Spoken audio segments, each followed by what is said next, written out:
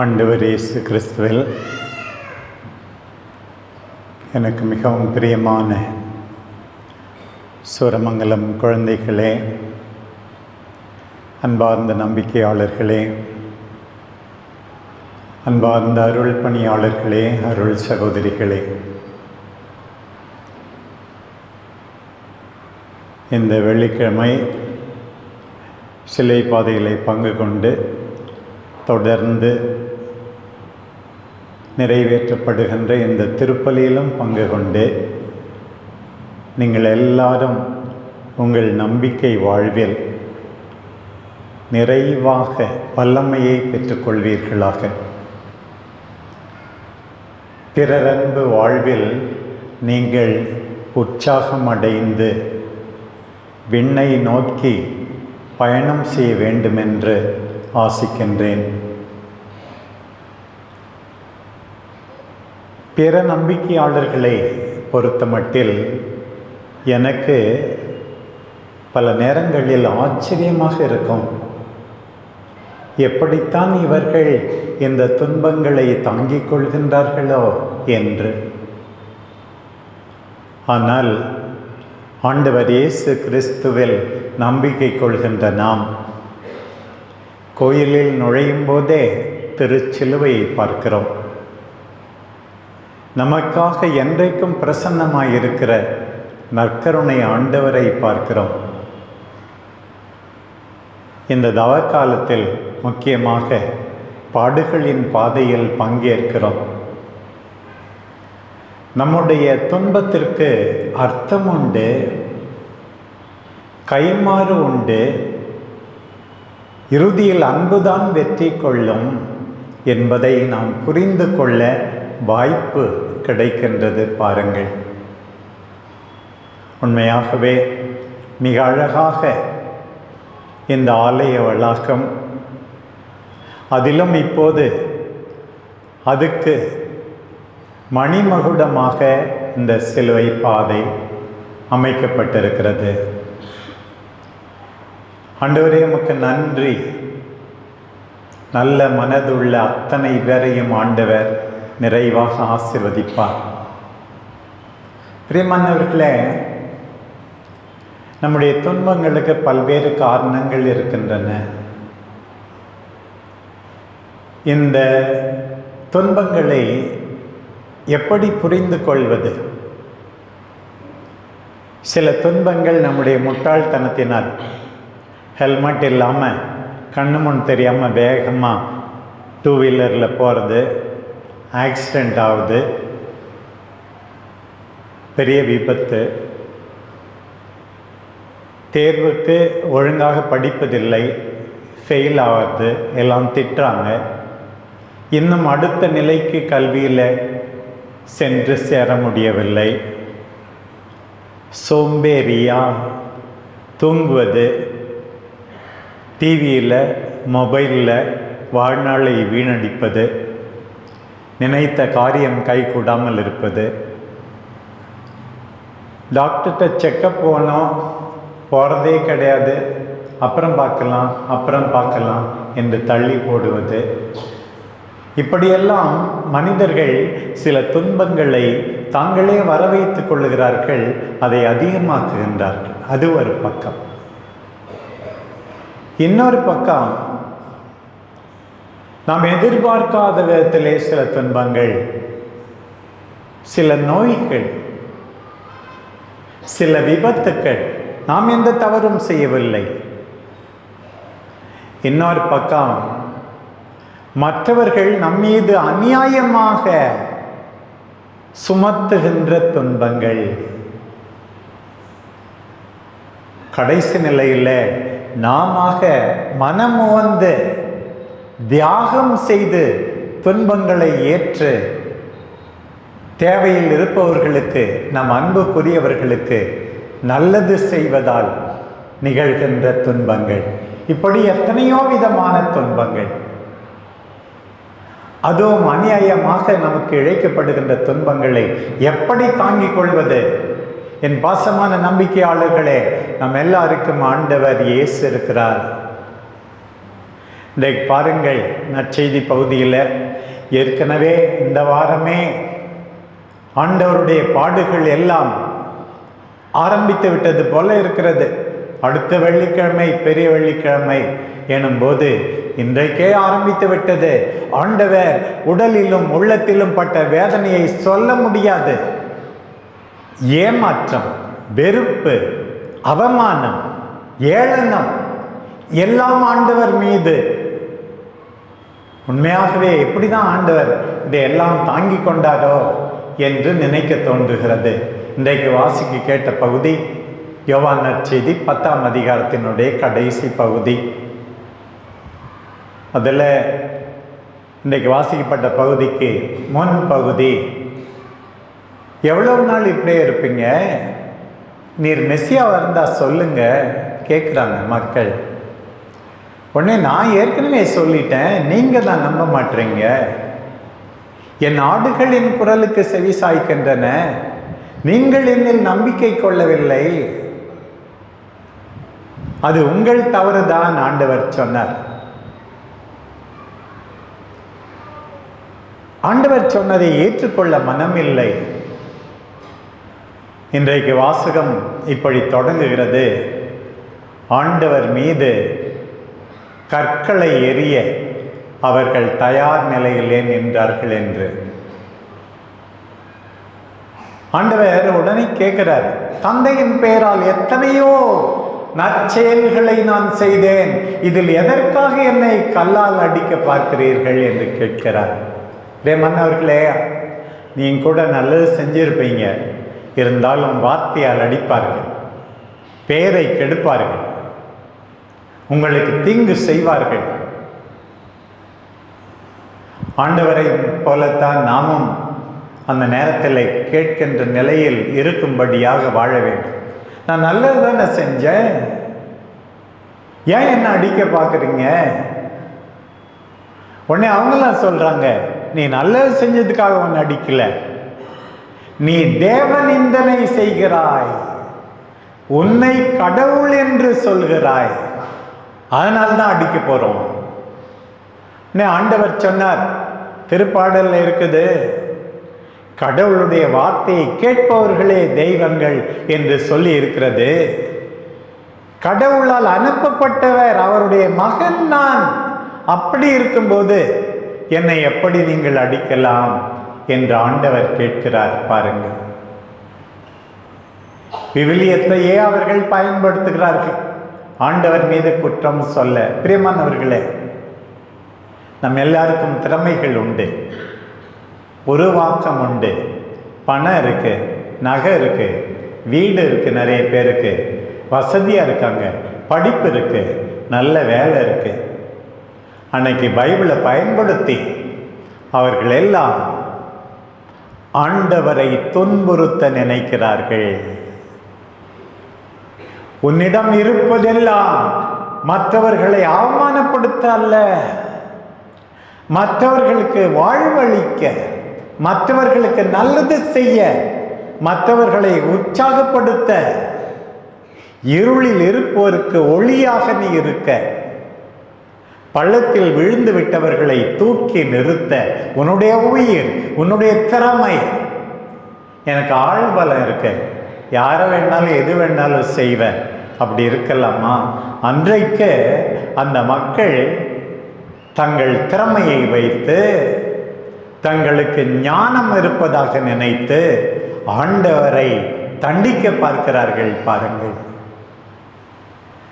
கல்லால் அடிக்க பார்த்தாங்க. திருப்பி ஆண்டவர் பேசின பிறகு இந்த நற்செய்தியில் மீண்டும் வருகிறது, அவரை பிடிக்க பார்க்கிறார்கள். மீண்டும் ஆண்டவரை பிடிக்க முடியவில்லை, தப்பி விடுகிறார் அந்த நேரத்தில். அப்போ சொல்லப்பட்டிருக்கிறது, யோவான் அற்புதம் எதுவும் செய்யவில்லை, ஆனால் இவரை பற்றி சொன்னதெல்லாம் உண்மையாக இருக்கிறது. இவர் நல்லவர், உலகின் பாவங்களை போக்கும் செம்மறி, அவர் சொன்னதெல்லாம் உண்மையாக இருக்கிறது. பிரியமானவர்களே, நம்ம எல்லாரை பற்றியும் உண்மையான மனுஷன் என்று சொல்லணும். ஆண்டவர் இயேசுவை அன்றைக்கு சில பேர் நம்பினார்கள் என்று இன்றைய நற்செய்தி வாசகம் முடிந்தது. பாருங்கள், நாம் நம்பப்பட வேண்டும். நம்முடைய திறமைகள் வாழ்வு கொடுப்பதற்காக இருக்க வேண்டும். நாம் எல்லாரும் நம் ஆண்டவரை போல துணிச்சலோடு சொல்ல வேண்டும். நான் யாருக்கும் கெட்டது செய்யலையே, யாரை பற்றியும் எதுவும் பேசலையே, நல்லதுதானே செய்தேன். ஆண்டவர் சொன்னார், இன்னொன்றும், நான் தந்தையினுள்ளும் தந்தை என்னுள்ளும் இருக்கிறார். ஆண்டவர் இன்னைக்கு சொன்னார், கடவுளோடு நெருக்கமான உறவு. நம் ஆண்டவர் தம்முடைய துன்பங்களை தாங்க வல்லமை கொடுக்கிறது. பாருங்கள் தேமானவர்களே, உங்கள் வாழ்வில் துன்பமா, குடும்பத்தில் துன்பமா, தனிப்பட்ட விதத்தில், உடலில் உள்ளத்தில் வேதனையா? இன்றைக்கு நம் எல்லாருக்கும் ஆறுதல் அளிக்கின்ற இந்த செய்தி ஆண்டவரே கொடுக்கின்ற கொடையாக நான் பார்க்கிறேன். இந்த முதல் வாசகம் எரேமியா இறைவாக்கினர் நூலிலிருந்து. இந்த தவ காலத்தில் 5 நாட்கள் மட்டும் எரேமியா இறைவாக்கினர் நூலிலிருந்து ஒரு பகுதி, அதில் ஒரு நாள் இன்றைக்கு. இது போதாதுன்னு சொல்கிறாங்க. ஏன்னு கேட்டால் மத்தேயு நற்செய்தி 16:14 சொல்லப்பட்டிருக்கிறது. ஆண்டவர் கேட்கிறார், மக்கள் என்னை யார் என்று சொல்லுகிறார்கள் என்று சொல்லும்போது, மற்ற இறைவாக்கினர்லாம் சொல்லாமல் சில பேர் உண்மை எரேமியான்னு சொல்கிறாங்க அப்படின்னு சீடர்கள் சொன்னார்கள். எரேமியா கன்னியான இறைவாக்கினர், துன்புற்ற இறைவாக்கினர், இன்றைய நற்செய்தி பகுதியிலே சிறைக்கு சென்ற இறைவாக்கினர், அப்படியானால் கல்லறையில் அடக்கம் செய்யப்பட்ட இறைவாக்கினர், இன்றைய பகுதியிலே சிறையிலிருந்து விடுதலை பெற்ற இறைவாக்கினர், அப்படியானால் உயிர்த்தெழுந்த இறைவாக்கினர், நம் இயேசு ஆண்டவரை மிக மிக நெருக்கமாக ஒத்திருந்த இறைவாக்கினர், தவக்காலத்தின் இறைவாக்கினர் இந்த எரேமியா இறைவாக்கினர். அவருக்கு துன்பம், துன்பத்துக்கு மேல் துன்பம். அப்புறமா டைம் இருக்கும்போது மீண்டுமாக அந்த 20ஆம் அதிகாரத்தை நீங்கள் வாசிக்க வேண்டும். வாசிக்கவில்லை என்றால் குறைந்தபட்சம் கேட்காது செய்ய வேண்டும். நான் இப்போ ஆயர் இல்லத்திலிருந்து வரும்போது மீண்டுமாக எரேமியா 20ஆம் அதிகாரத்தை கேட்டுக்கொண்டே வந்தோம். இவ்வளவு துன்பம் அவருக்கு. அவர் நமக்கு கற்றுக் கொடுக்கிறார், நம்முடைய துன்பத்தினூடே நாம் என்ன செய்ய வேண்டும். முதல் செய்தி, துன்பம் அதிகமாக இருக்கிறதா? எனக்கும் இருக்கிறது, உங்களுக்கும் இருக்கும், எல்லாருக்கும் இருக்கும். வீட்டுக்கு வீடு வாசப்படுகின்றது போல. Take your sufferings to God. ஜெபியுங்கள். அதுதான் முதல் செய்தி எரேமியா இன்றைக்கு சொல்லுகிறார். ஜெபியுங்கள், வல்லமை கிடைக்கும்.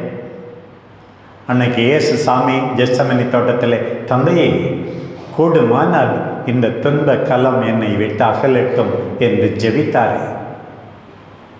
தந்தைக்கு திருவுளமானால் துன்பம் தீர்ந்திருக்கலாம். மகன் தந்தையை பார்த்து வேண்டினார், இந்த துன்ப கலம் என்னை விட்டு அகலட்டும் என்று. தந்தை மகனை பார்த்து வேண்டினார், இல்லை, நீ சிலுவையை சுமக்க வேண்டும் எனக்காக என்று. வேண்டும் போது ஆண்டவர் சில நேரங்களில் துன்பத்தை நீக்குவார், சில நேரத்தில் நம்மை பார்த்து வேண்டுவார். நல்ல மார்க்கு கிடைக்கணும், நாம் வேண்டுவோம்.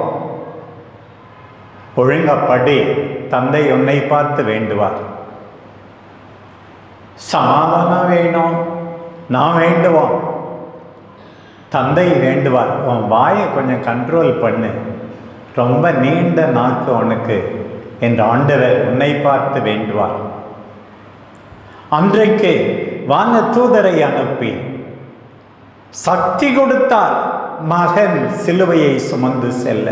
லூக்கா நற்செய்திப்படி முதல் செய்தி இதுதான். விவிலியத்திலே நாம் மீண்டும் மீண்டும் பார்க்கிறோம். யோபு ஆகமம் 3ஆம் அதிகாரம். எல்லாவற்றையும் இழந்து விட்டார் யோபு, ஜெபிக்கிறார். பாருங்க, எலியா இறைவாக்கினர் அரசனுக்கு எதிராக போராடினார். பாவாலின் போலி இறைவாக்குனர்களை அழித்தார். இருந்தாலும் ஜெசபெல் அரசியா அவள் அரக்கி இவரை கொல்ல தேடுகின்றார்.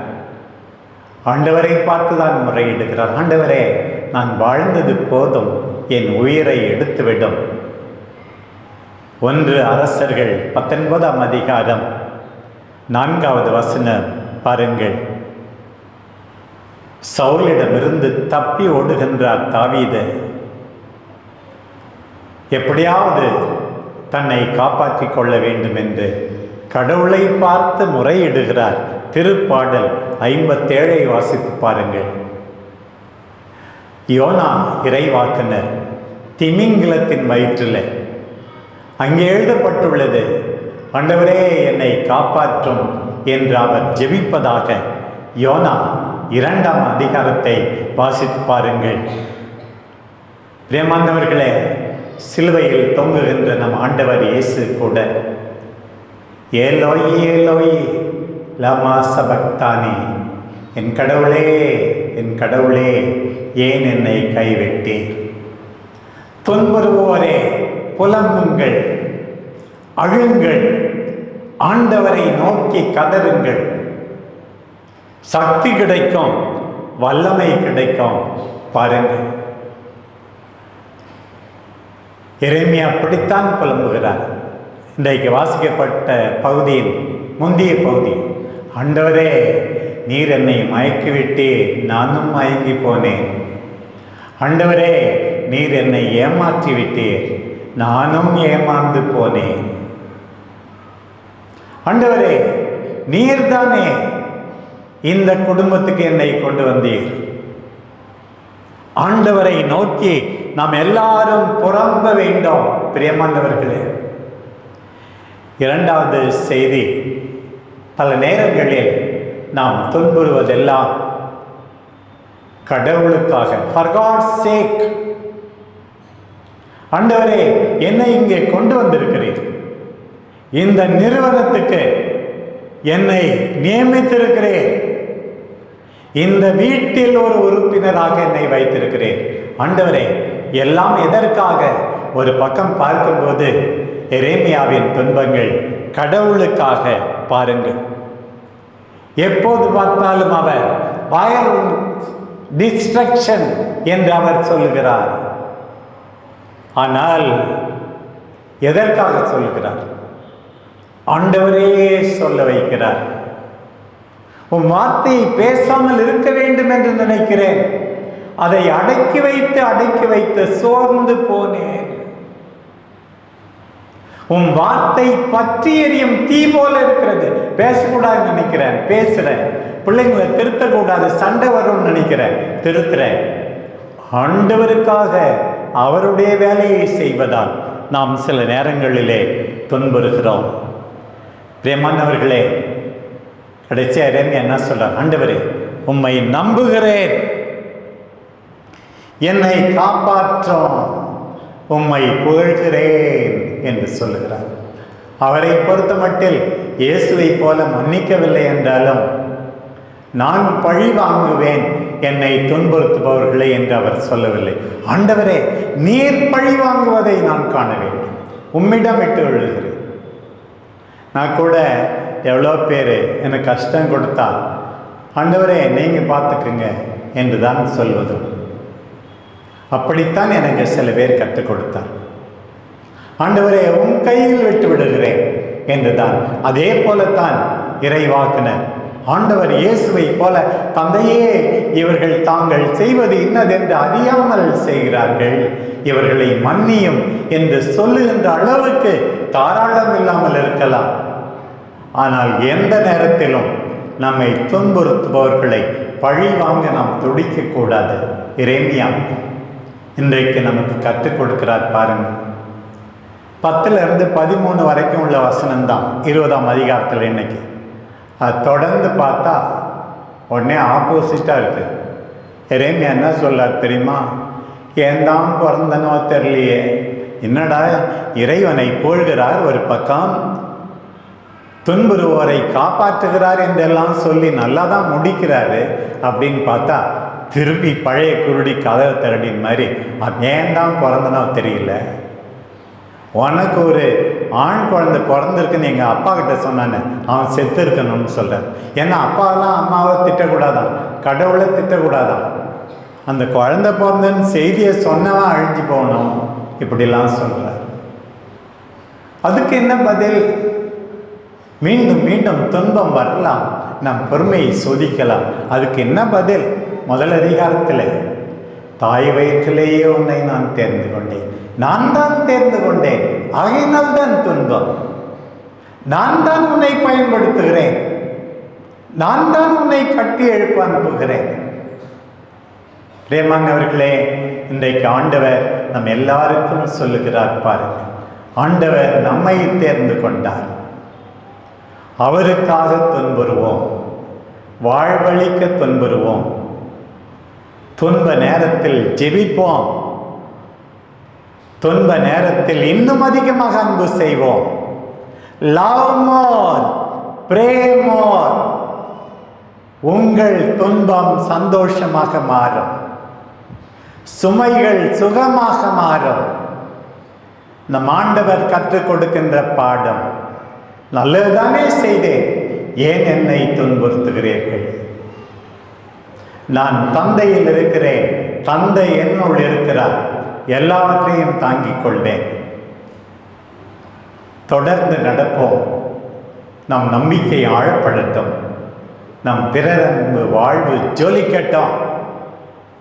நம் அன்பு தாய் அன்னை கன்னிமரியா மௌனமாக துன்புற்று நம்மை வாழ வைத்த அந்த தாய் நமக்காக பரிந்து பேசுவாராக.